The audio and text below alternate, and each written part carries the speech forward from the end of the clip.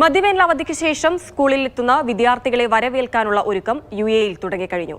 ബാഗുകളും പുസ്തകങ്ങളുമെല്ലാമായി വിപണിയാണ് ആദ്യം ഉണർന്നത്. ലുലു ഹൈപ്പർ മാർക്കറ്റുകളിൽ back to school ക്യാമ്പയിന് തുടക്കമായി. വേനൽ അവധിക്ക് ശേഷം ഈ മാസം അവസാനത്തോടെയാണ് യുഎഇയിലെ സ്കൂളുകൾ തുറക്കുന്നത്. അധ്യയനം ആരംഭിക്കുന്നതിന് മുൻപുള്ള തയ്യാറെടുപ്പിലാണ് രക്ഷിതാക്കളും വിദ്യാർത്ഥികളും. സ്കൂൾ വിപണിയും ഇതോടെ സജീവമായിട്ടുണ്ട്.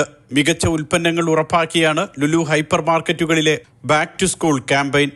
1 ലക്ഷം ദിർഹത്തിന്റെ സ്കോളർഷിപ്പ് അടക്കം മെഗാ ഓഫറുകളാണ് ഇത്തവണ ലുലു പ്രഖ്യാപിച്ചിട്ടുള്ളത്.